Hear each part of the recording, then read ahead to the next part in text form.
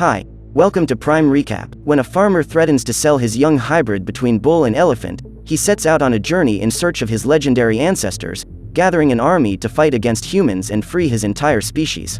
Today we will recap the story of the 2019 movie, Mosley.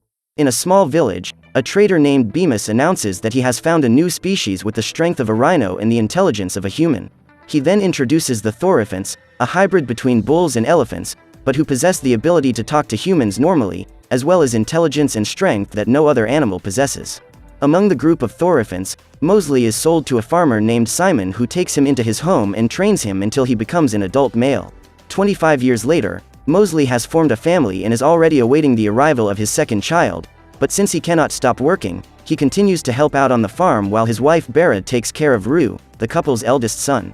As soon as dawn breaks, Mosley sets up the plow himself and goes to Simon's house to wake him up, carrying the tool from one place to another and preparing the soil for planting until they are interrupted by Bemis, who tries to sell his miracle remedies to the farmer.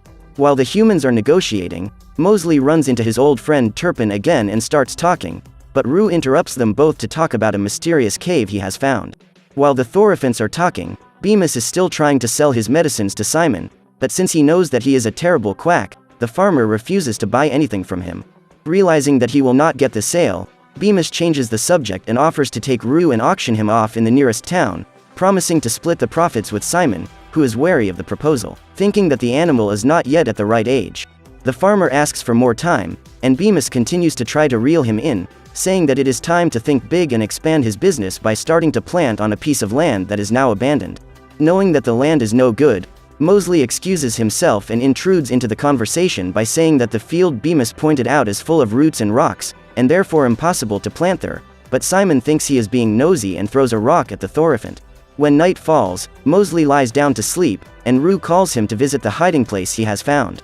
Since he wants to rest, the Thorophant tries to convince his son to leave it for another day, but Bera manages to convince her husband to accompany him to the cave. Out of options, Mosley watches Rue as he follows the fireflies to the entrance of the hideout. Upon seeing his son jumping into the hole, the Thorophant father approaches and starts calling for his son, but because of his weight, the rock he is standing on eventually gives way and Mosley slips down the cave, finding the paintings that Rue mentioned earlier. In this place, they notice that there are several drawings of Thorophants on the walls, but unlike the ones they know, the ones in the engravings are bipedal and have hands like those of humans. Impressed by what he sees, Mosley walks further and further into the cave and sees countless different drawings, which brings back memories of his childhood when Turpin told him that thousands of years ago, there were two families of Thorophants. One of them, which were called uprights, fled northward, living free and isolated while the other remained serving the humans. As you can imagine, Mosley and his family are descendants of those who remained, and over time, they have undergone various adaptations for work in the fields, becoming quadrupeds and gaining a great deal of strength in their legs. Curious, Mosley asks why the upright ones never came back to help them, and Turpin replies that they didn't even know about the existence of their kind, but that an ancient legend tells of the day when bipedal Thorophants will return to save their brothers, taking them away from humans. Thinking that this is just a silly hope, Mosley tells his son that there is no such thing as uprightiles and that it is time to go home, which makes Rue very upset. While their son sleeps, the couple of Thorophants talk about the drawings until Bemis passes near the corral talking about the sale of Rue, managing to convince the farmer to auction off Mosley's son. But since he thinks it is too soon, Simon says that he can only take the child after Bera gives birth. Desperate at the news, the female begs her husband to do something to stop this, and Mosley suggests talking to Simon, but Bera knows this is a bad idea and says that he should return to the cave to ask the upright ones for help. The next morning, Mosley goes out to work with the plow, which gets stuck on roots and rocks. Instead of stopping to observe what is causing the problem, Simon begins to whip the Thorophant while accusing it of being a useless slob, causing it to struggle so hard that the plow breaks in two. Furious, the farmer goes to Bemis and starts complaining that he indicated planting in this place. However, while the humans argue, Mosley decides to do as his wife asked and goes back to the hideout of the upriders while the humans go after him. After a few miles, Mosley finally reaches the entrance to the cave and hides under a rock while Simon calls out to him, but as the animal refuses to answer, the farmer goes to Bera and starts interrogating her, asking where he has gone. Obviously, the female refuses to answer, and Simon decides to enlist the help of a hunter to find him. Since he knows a very good one, Bemis goes to the next town and calls a great Thorophant hunter known as Warfield to pay Simon's farm a visit. Desperate to get his animal back, The farmer offers Warfield $350 to bring him home on the condition that he returns unharmed, but the hunter doesn't even respond and starts walking towards the forest as if he knows where the animal is. Once in the cave, Mosley begins to explore the place and ends up falling into a hole that was dug by Warfield. As he is a hunter specialized in thorophints, the man found the drawings in the hiding place and prepared several traps to catch the animals that decided to visit the place. Unaware of this, Mosley walked straight into the hole and is now trapped while Warfield and Bemis are advancing towards him. After a while of trying to escape, the thorophint is finally found by the hunter, who says he will take one of its horns as a souvenir before returning it to Simon. But before he can do anything, he notices the presence of Bemis' men and decides to go after them. Startled by the hunter, the duo start running through the corridors until they end up falling into the same hole as Mosley, serving as a support so that the thorophint can climb out of the hole and run for the exit. On the other side of the cave, Mosley starts jumping over some rocks while Warfield tries to shoot arrows at him, which causes the thorophint to slip and fall down the river. Even after the fall, the animal manages to survive and realizes that it is in what appears to be an abandoned monastery. Knowing that Warfield will still be looking for him, Mosley runs around the place looking for a hiding place and begins to be pursued by a figure hidden in the shadows. Not suspecting anything, the thorophint explores the place until he finds two uprights and stays hidden listening to their conversation, but is soon discovered by Galen, the eldest of the uprights. Thinking Mosley is a puppy, the elder begins to pet and play with him, drawing the attention of the other monks who think Galen is being attacked. After the initial confusion, Warney realizes that they are facing a quadruped thorophint and tells them that they have come to the monastery to take care of Galen, the last thorophint from the time of migration that is still alive. According to the two monks, Galen has lost almost all his sanity over the years, but somehow he has also awakened a magical power that causes him to have numerous visions. For the past few weeks, the old man has been dreaming of fireflies guiding him to the monastery, causing them to head south even though they doesn't understand why. Excited, Mosley says he knows why and reveals that he was also brought by the fireflies, as well as telling Turpin's story about the two families of thorophints that split up. Thinking it is all part of the prophecy, Mosley says that the upright ones must save the other thorophints and suggests they go to the monk's city to gather an army and return to the human world to rescue the others of their kind. Worried, Deaver tries to say that things are not that simple and is interrupted by Warney, who says that they can help if he will accompany them to the city of the upright ones. During the trip, Mosley gets quite excited and starts asking about their army, but for some reason, the monks always change the subject and start showing the wonders of having a hand. Unaware that Warfield is still following their trail, the four thorophints continue their journey north until they reach the Great Orchard, a gigantic and extremely dense forest that divides the world of men from the secret city of the thorophints. In a hurry, Mosley says they should get across as soon as possible, and Deaver replies that the orchard is haunted and extremely dangerous, so the best option is to go around while the monks argue about where to go.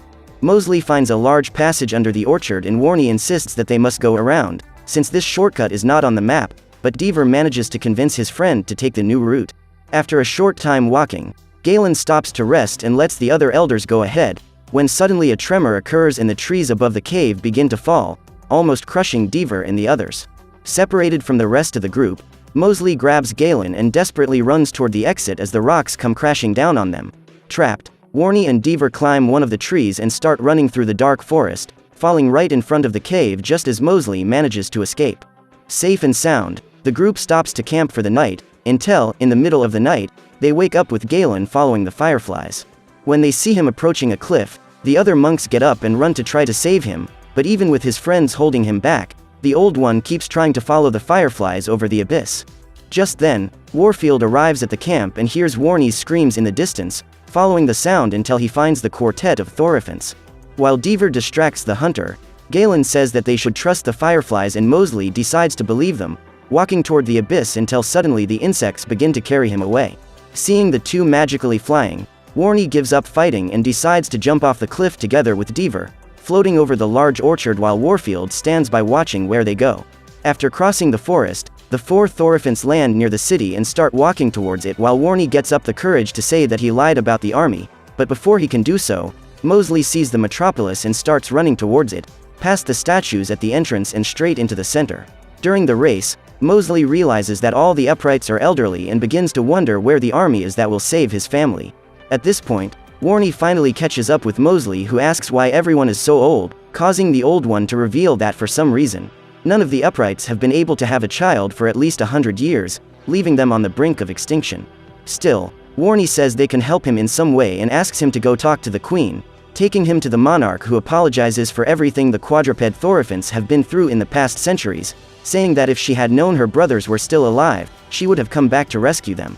Continuing her speech, the queen says that even though she is old, her people would never refuse to help, and reveals that she has forged weapons for everyone, accepting to enter a war with the humans to protect her Thorophant brothers. At this moment, Warfield finally approaches the town and all the uprights go to the ramparts prepared for battle, but since they are old and weak with weapons made of wood and who have never been in a fight, they cannot intimidate the hunter. To expel the unwelcome visitor, Galen picks up a grape and throws it at Warfield, who fires back with an arrow that hits him in the heart. Wanting to help, Mosley places the old one on his back and begins to carry him toward the palace while the other Thorophants throw things at the hunter. In the castle, Mosley sees Galen losing his life before his eyes and decides to return to the wall to finally confront Warfield, but Warney refuses to allow it and tries to convince him to change his mind. While they are arguing, Mosley sees the fireflies pointing in the direction of the orchard and decides that he will lure the hunter there. Upon hearing the plan, the queen remembers that there is still a tree hidden in the orchard and suggests that he eat the fruit if he finds it, because it is capable of fulfilling any wish. Meanwhile, at the farm, Bera begins to go into labor and feels that something is wrong, but since her husband is not around, she begs Rue to call Simon to help her. Even though he is afraid, he runs to the farmer's house and starts calling him, throwing a basin of water on top of the human, who wakes up and runs to help in the birth. Back in the city of the uprights, Warfield finally passes through the walls and finds Mosley running toward the orchard. While the Thorophant follows the fireflies, the hunter shoots an arrow into the ground that causes him to trip and fall. But this is not enough to stop Mosley, who continues to chase the insects until he finds the tree.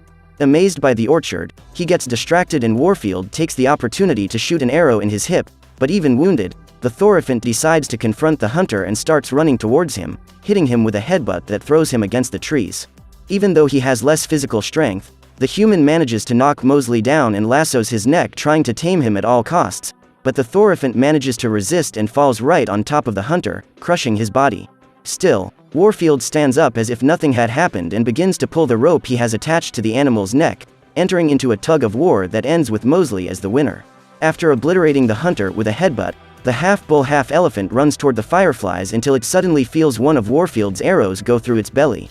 Even wounded, Mosley walks toward the glowworms and ends up fainting a few feet away, leaving him totally defenseless as Warfield aims the last arrow at his neck. But just as he is about to shoot, the luminous insects gather to form a kind of glowing night that interrupts the hunter. Suddenly, the firefly warrior points his sword skyward and strikes a blow that sends Warfield flying, allowing them to carry Mosley safely away. In the palace, the upright ones begin to wonder what happened when suddenly the Thorophant appears in front of them. Along with him, the Golden Knight also appears and asks what Mosley wants, offering the fruit of the orchard and discovering that his only wish is that his family be free, from Rue and his wife, to the upright ones. Sometime later, Bera's daughter is finally born and Bemis comes to get Rue and take him to the auction, but while the female cries about being away from her son, the upright version of Mosley appears from the middle of the plantation to take his family away. Refusing to lose his animals, Simon decides to fight and tries to land a whipping on his former worker. But Mosley manages to defend himself with ease and suspends the farmer in the air, leaving him terrified. With this, Mosley finally reunites with his family and gives each one a fruit from the orchard, causing everyone to turn into bipeds just like him.